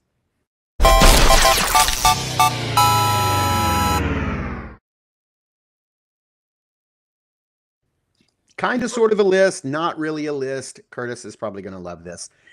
Greg and I were had the idea this week to talk about our favorite play sets growing up. Play sets are making a big comeback now in 24 and in 25. Looks like we're still going to see more play sets coming, and I'm down for it. Look at that. Look at that. That's right, dude. That's like a little beard. Like I know people like this that have this thing going on in their beards. Mm-hmm. Dude, I may just wear this around Legion's Con like this and see if anybody notices. Yeah, both of us. Put one on top. Where'd that hair gel go? I can't find it. Exactly. Yeah. Is this the something about Mary? Yeah. Hair gel? So yeah, we were talking about play sets. Play sets are making a comeback, which I love. Brian Carr is our reigning king of play sets with the Thundercat Cat Slayer. Brian says, I have to cut grass, trim bushes, and 4 yards of mulch just got dumped in my driveway, but I'll at least crack the box open. Lord have mercy. That stuff would have to wait until Monday. I can tell you that. Mm-hmm. But we were talking about our favorite play sets from when I was a kid. Greg threw me some curveballs, man. I made it tough. He caught me off guard, but we're going to start with Greg's first choice. This was one of his favorite play sets as a kid. Greg, talk us through this. This is the Fisher Price Little People's Action Garage. Yeah, I mean, it was basic. It was one of my earlier toys, but just the sturdiness and the playability. Like I said earlier, like I had my Hot Wheels in this thing. I had a little elevator that worked. Um, it was just a fun little play set. You know, it wasn't heavy. You could carry it around with your little hands and take it to grandma's house or whatever. And it just had a lot of playability and fun. So Yeah, yeah, this when you was my said first. in our chat, you said the Hot Wheels garage, and I think you were just mentioning you had this and the Hot Wheels Yes, garage, and right. I looked up the Hot Wheels garage, and I was like, oh, I had that one, the one it collapsed into like a briefcase and it would Yeah, lock, yeah, and it was yeah, 2 tiers, and you had like a car wash and like a little ramp yeah, and an yeah. elevator, gas pumps. I never Yeah, I had kind of this, upgraded to that. This was my right? first, and then once I got more, sophisticated, I had the Yeah. Hot Wheels garage. But this was, for me, this was it right here, man. And then you had the little people, like the farm. Maybe people had the little farm with the cow sound, the moo, or the jet. I Some had people had the that. I had the jet. farm. The jet was a lot of fun with the little Brian Carr people. says, this is the best. I Yeah, love that garage. And then even yeah, Trevor, yeah. look at Trevor. Hell yeah. The Fisher Price garage was so awesome. Yeah, it was a blast. And I think I actually lost the cars. I lost the cars, but I kept I had the garage for years, and Yeah. we'd use my Hot Wheels in there. But it was Rick just fun. says, It was a lot of fun, this was a garage sale pickup for us. We loved it. Passed it down to the cousins, and I got to play with it through my 20s. That's Yeah. crazy. But Oh, Chris P says, I had that. Fisher Price was quality stuff. yeah, you feel Rolling the nostalgia cars. whenever you see that. You guys, man, you all around like that 51, 52, 53 age bracket had this, Mhm. man. Like, Yeah, it was basic and sturdy, man. You couldn't break this toy. It was Link said he nice. had this. He loved it. I never had this. This might have been just a year or two before me, Right. Because I'm 49 now, so I didn't have this, but I did have Just the a one baby. You're just a baby. man. Oh, Chris said he had the Sesame Street playset too. They were at the grandparents' house, so playing with them was a special treat. Nice. I went hardcore, man. So we're gonna jump from your age group that you were in when playing with this to what I was playing with around 8, 9, 10 years old, and probably 9, 10 years old, and that was Castle Grayskull. I wore this thing out. I wore it out. I mean, of course, this is where the He-Man played. Of course, 100%. But this, dude, I would put my Thundercats in here. I would mix and match, but I think I played with this playset more than anything else. And I still have my shell of this and nothing else for when I was a kid. I have the shell, the stickers are peeling. I don't even have the brown floors. I just have the shell. And my hinges have broken, and my mom had fixed them with like bread ties. And I think the bread ties that are on there are still from like the hell out 80s. of that thing. Man, I wore this thing slap out. I loved it as a kid. This was one of my favorites. I mean, there was a lot of playability. It was a lot of fun. My dad surprised me, came to visit us and brought me this set, and I was just blown away. I love that it had a handle. Like I remember as a kid just studying like the shingles on the roof and the holes where the skulls were, and just how cool it was. I love the rack of weapons. I think Chris Ferrone's got a new rack for mythic figures, but this totally ties in with like us as grown-ups that still love the fantasy things. Yeah. But yeah, I love the rack that had the weapons in it. This thing was a blast. Dude, people in the chat are still talking about your Fisher Price stuff. So Brick said, Brian Carr says, first off, I may have to go track this down. Right. And he's talking about the Fisher Price garage. Brick says, I have the Sesame Street one too. It's in our attic. My parents bought it from a flea market for our kids, which is crazy. It's still good. It still plays. Trevor says Sesame Street set was so dope. I have to picture that one. I don't know what that one looks like. Brian says, always wanted the Fortress of Fangs. Is that the one from the Dungeons and Dragons playset, Brian? Is that what you're talking about? Because I had that as a kid. I think my parents got it from, my mom must have got it for me from like a garage sale, and it didn't have all the parts. Fortress I just had the Fangs. Chris P says Castle Grayskull is where all of my adventures were set. G.I. Joe, Transformers, everything. You're right. Yeah. Yeah, and Brick says, yeah, you got to throw some framing and drywall on that interior. Definitely. It's so funny because that was another thing. You were talking about how you studied the details on the outside as a kid. I remember just staring at all the reverse details on the inside as a kid. The trap door and the elevator. Again, we've talked about this before. If you had a grappling hook on a figure, that was it. That's all you needed. Yeah, but for a playset, elevator and trap door, you trap have those two things all day. Yeah, you got me. You hooked me emotionally. Now I've got some play features. I loved everything about this.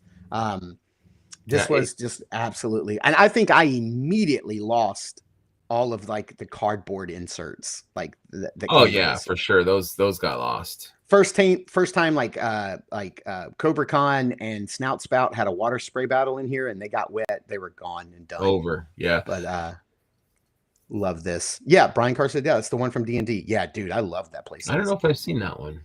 It looks like a big snake head. And the columns in the front are the big white fangs coming down. Absolutely. Let's see here. Robs Moore says the Fisher Price was used with Lincoln Logs and we would build G.I. bases with them. Heck yeah, dude. I can't tell you how many things I built out of Lincoln Logs when I was a kid. Grum says, same here, Mark. I loved grappling hooks. Yeah, Greg and I have talked about this. Like, it is just one of the things. All right, buddy. Your second one. Your second playset that you loved so much as a kid was the vintage Star Wars Kenner Death Star, Darth Vader's Star Destroyer, not Death Star. Yeah, I never had this, so walk me through it. What was cool about this? So my grandma got it for me. It was a beloved Christmas present. I didn't really know, like, it's not shaped like the ship, of course. So it was kind of just a play set. So you kind of reenact, adventures from Star Wars. It was kind of cool though. So it had like cool features, like it had the chamber that Darth Vader sat in. At the top of the chamber, the shaft that goes up, there's a light at the top, or a button at the top, and you press it and it lights the chamber red. Nice. and I think it might have made a kind of sound, I believe. And then if you look right in the triangle part, there's a red, flat thing there. That was where the Emperor would show up, and it was kind of like a distorted red thing, and you kind of pretended. So Darth Vader would stand. If you look right, there's a circle right in the middle of the play set.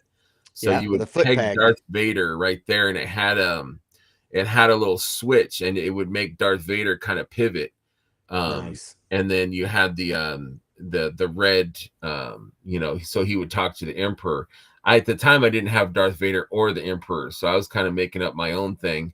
There was also a trap door on the side, kind of underneath the pivoting dais that Darth Vader's standing on. There was a little trap door where the heroes could sneak in and out. Nice. And then there was the gun. But the red thing. So the red thing that's hanging down in the picture of the playset itself, not on the front of the box, was that an image of the Emperor? I don't think there was actually a picture imposed on it. It was just kind of red and then like wavy or something. Because it looks like it moves. Because in the front box art, it looks like it's closer to the chamber, but in the toy picture, it looks like it's further back. So what did it do? If you slide it all the way back towards the chamber, it slides up into the ceiling. So when you slide it down, then it comes down, and then he can talk to the Emperor. Okay. But yeah, it helped if you had, because I didn't have any stormtroopers. I didn't have Darth Vader at the time, and I didn't have any Death Star officers or anything. So I was kind of like making up my own adventures, and it doesn't have it on the box or the picture, but it did have legs. So like you could kind of hold on to it, like kind of like the Falcon, I believe, unless I'm wrong, but I think it had legs to where you could go outside and kind of, but it's not really a spaceship. Like it's a play set, so it doesn't really fly or anything. Of course. Like, yeah. Doesn't have any, but in the back, in that blue, where the blue back of it is, there was like little thrusters on there. So you could kind of pretend it was a spaceship. It's a Star Destroyer, but it was kind of like a Star Destroyer play set. So all right, I'm gonna share my screen because I found a commercial for it on YouTube. Okay. But here's the problem. The problem is that I don't think the audio is going to play, because when I would share my old commercials this way, you guys would always tell me we can't hear anything. It's so I'm going to share. Gotta look. All right. If you guys can, how come that doesn't work when I do that the first time? Share screen, allow share window. Why is this not working? Because I am now interested in what this thing does. All right, can you guys see this? Yes. All right, I'm going to play it. I'm going to see if there's audio that tells us what's happening, and then you guys may not be able to hear it.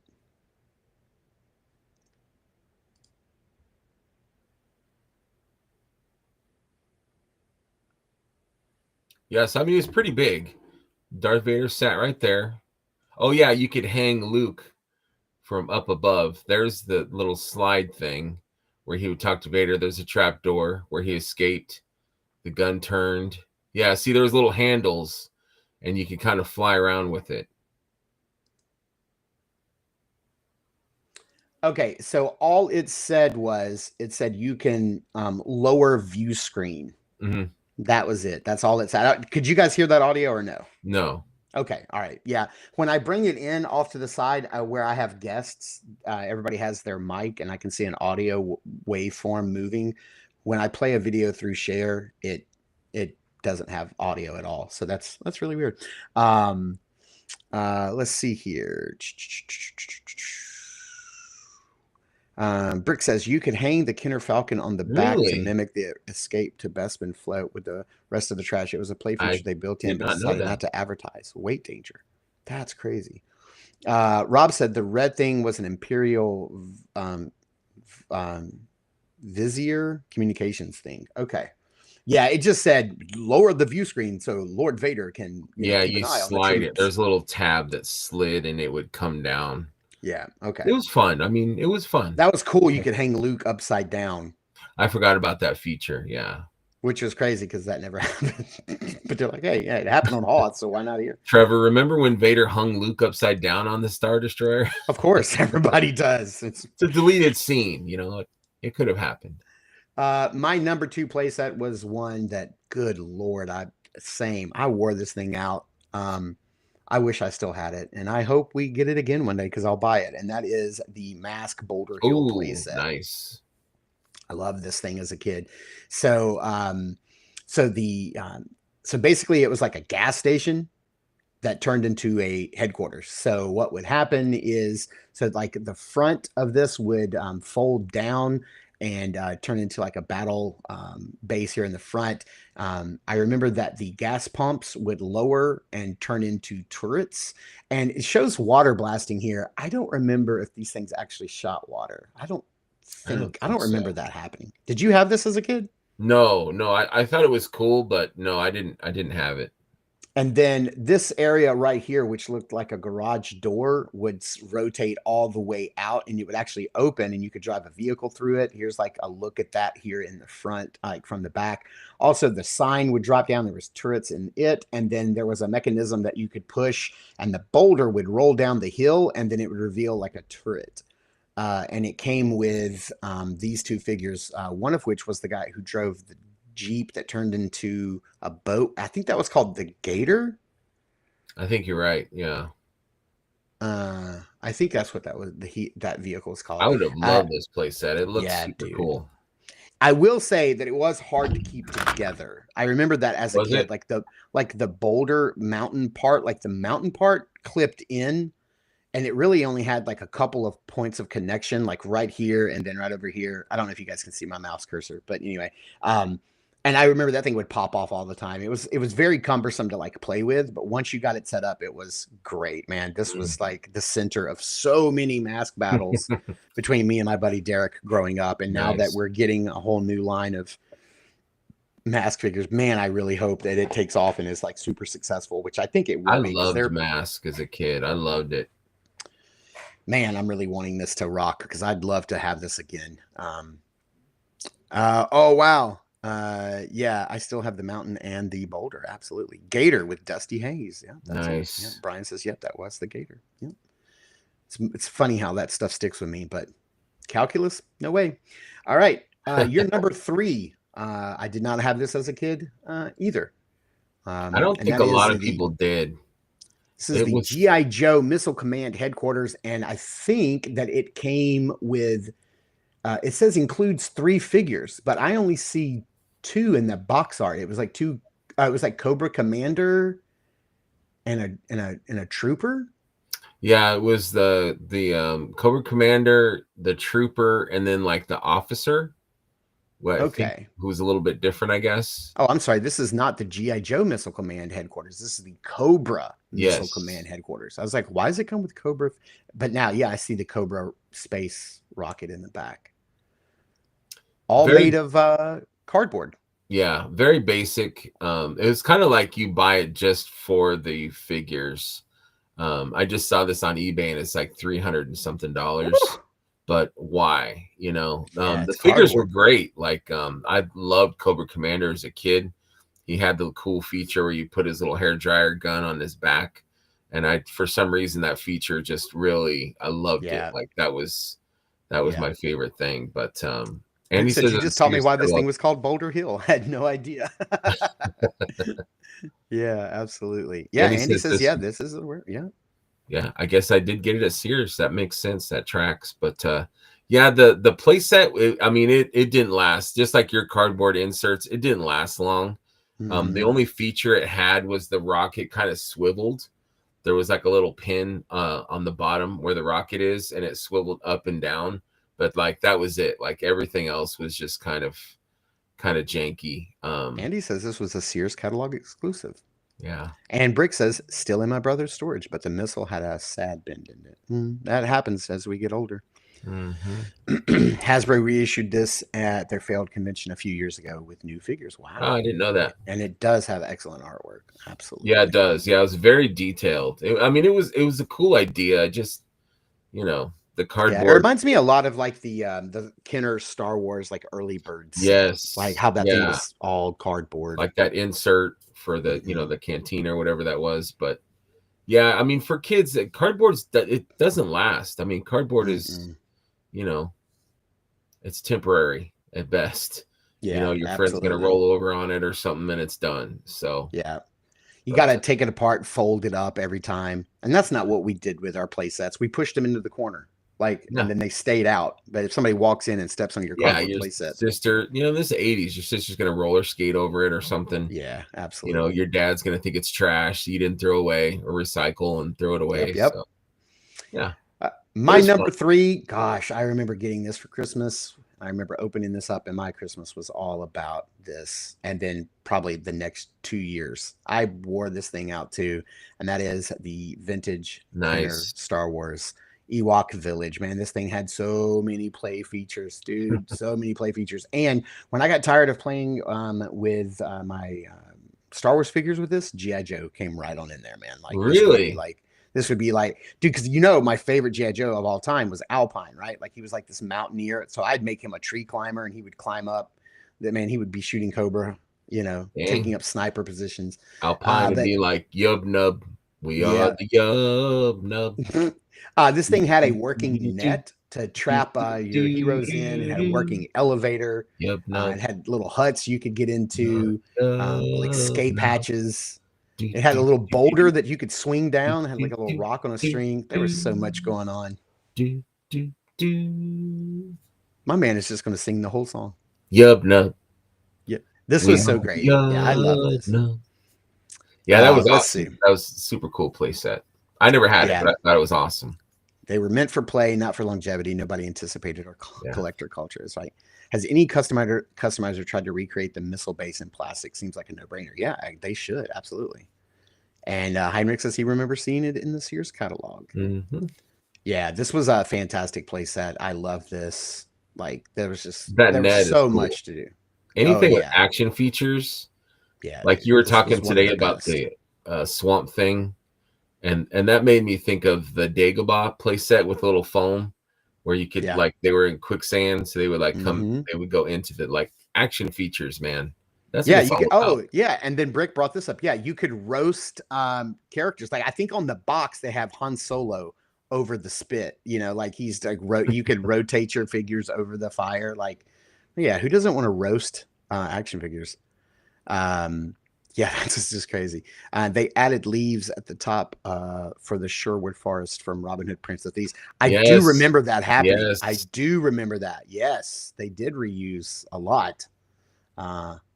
For that whole entire line. That's actually a good idea. That's actually a good idea. Not bad at all. Fair Not bad use. at all. Well, dude, that's going to bring us to the end of our show and our trip down memory lane. What a long one it was today. Thanks Totally for worth it. all of the people who have tuned in and watched and stayed through to the end of this very long That's episode. fun. But we knew Very it was going fun. to be, because I knew we were going to spend a long time on this guy. As he deserves mentioned on our show. We had a lot of pickups. A lot of really cool toys came in this week. Next week, I'm looking for a couple of orders to come in. My 4-H order will be here next week. I ordered some stuff from Jay's Toys. So I ordered a lot from him. So I have from Jay's Toys, I have like 3 or 4 Black Series coming in. Nice. The Marvel Legends Colossus from the movie that I've been wanting to pick up for a while, and a couple of other larger items. I made a pretty large purchase because all of the in-stock stuff was like 20% off, and so I saved quite a bit of money. That.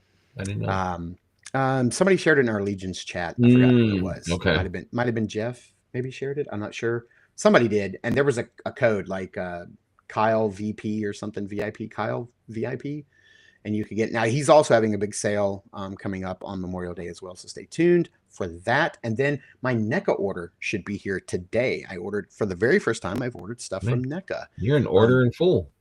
So yeah, I have a couple of things coming in today from NECA. One of which is the Turtles Dracula Shredder. I can't wait to get my hands on. Curtis has a super chat. Oh yeah, absolutely. I'm going to get to all of this. Curtis, man, dude. Come on.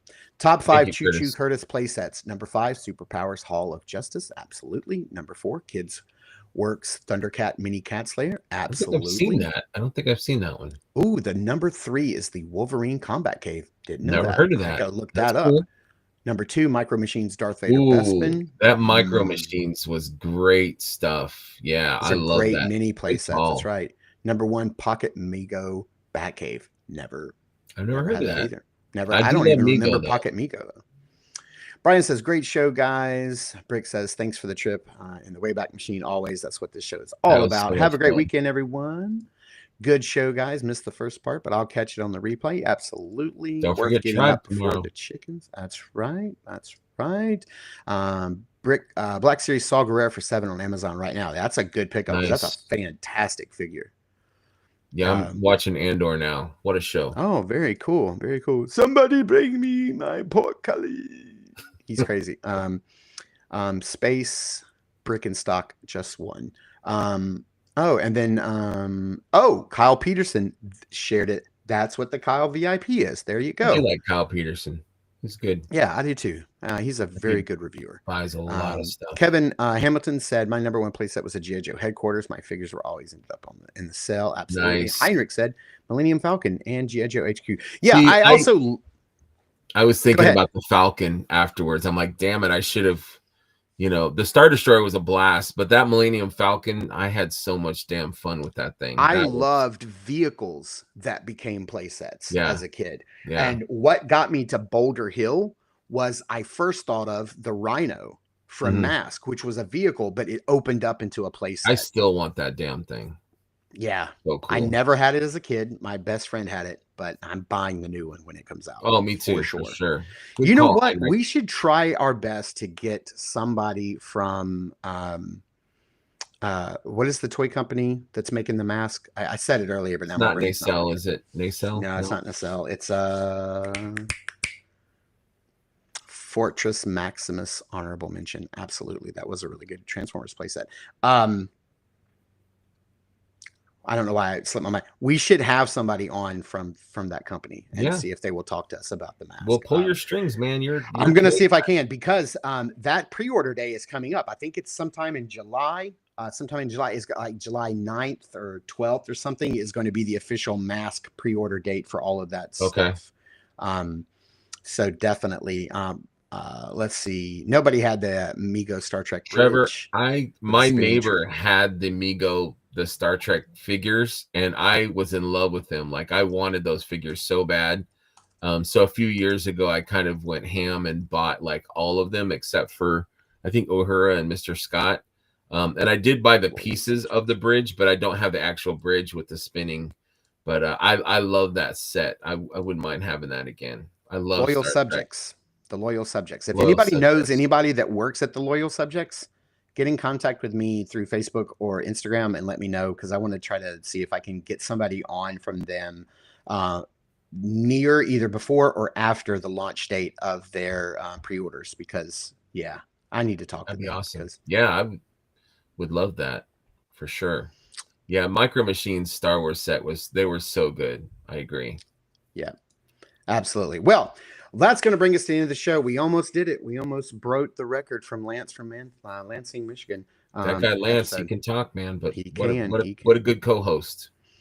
Yes, I will definitely keep you guys posted. That is the most important pre-order I have coming this year. Like, that nothing will touch mask this year. Like, for me personally. Legions, man. Mythic Legions, fighting is coming up June 6th. Trevor's seen it. So, I'm excited. We'll see. Yeah, Andy says USS Flag. Never had that as a kid. The Terradrome, Hall of Justice, for Star Wars base, and then Turtle Sewer Lair. I had none of those, but man, if I was your neighbor, I would be at your house playing for sure. Dude, we all had great childhood toys. We may not have had good childhoods, but we all had good childhood toys. I'm like Rob. Those Lincoln Logs, I'm building shit. Or Legos. Yeah, man. Building stuff. Absolutely. Anyways, thank you guys. Thank you guys so much for joining us today. Thanks to everybody in the chat. Thank you for all the super chats. You guys are far too generous. You don't have to do that, but they're always appreciated. And then Kevin Hamilton says Grindhouse Friday the 13th Kickstarter as well. Don't know what that is, but I will look it up. Thanks for everybody in the chat. Everybody head over to Greg's channel, New to Mythics, and check out people who are new to Mythics or give us their new to Mythics story. Check out my channel for reviews every Monday, Wednesday, and Friday. Sometimes on Friday, I do a Meet the Collector. Please go back and watch the one that I just posted yesterday with my friend Scott Peavy, lives here in town with me, because Scott and I will be starting a podcast soon. It's going to be an audio-only podcast. I'm not going to reveal the name just yet, but he and I are going to be sitting down. We're still trying to work out if it's going to be every week or every 2 weeks. I don't know. We want to do it every week, but we'll see how that goes. It's going to be awesome. I can't put too much more of a strain on my family. So we'll see how it goes, but we're going to do an audio only podcast, and it will be housed right here on YouTube on this channel. We're going to have a little tab at the top that says podcast, and that's where you'll be able to find it. And stay tuned. We did the Meet the Collector so that when we get the podcast off the ground, everybody can, when we say, hey, go back and check that out. That's why we did it. So we didn't have to spend a whole episode for everybody getting to know Scott, because he is a wonderful dude. One of my favorite people in the world. He's a great toy collector, and he's also a stand-up comedian. So it's really awesome. Like, he's a funny dude. Love to be around that guy. And we also have Joe Fest coming up next month as well. So we're going to be talking about that. G.I. Joe June will be coming up. Are you going? I am going to Joe Fest. Yep. I know Terrence is. I believe Terrence is. I'll be there Friday and Saturday, and it's going to be a lot of fun. The Mythic guys are going to be there. Some money. Yes, sir. We're going to be spending some money there for sure. And then also Jojo June is going to be coming up in June. We'll probably we'll start seeing the teasers probably pretty soon for them teasing their next G.I. Joe HasLab project. And Greg and I have an episode that we had planned back in like February, and I hung on to it, or maybe March. I think it was in March, because it looked like they were getting ready to start teasing the HasLab, and then they stopped and said, no, we're not going to do it. Mm-hmm. So we actually had an episode planned where we were going to do our top 5 wishes for that next G.I. Joe HasLab. So we put that on the back burner. We have it. I have it on my desktop. We're still going to do that. We'll do that coming up in June. So that's a little preview of what we have coming up in the near future. So thank you guys so much for tuning in and watching. Greg and I will see you in the Toy House. See you, everybody.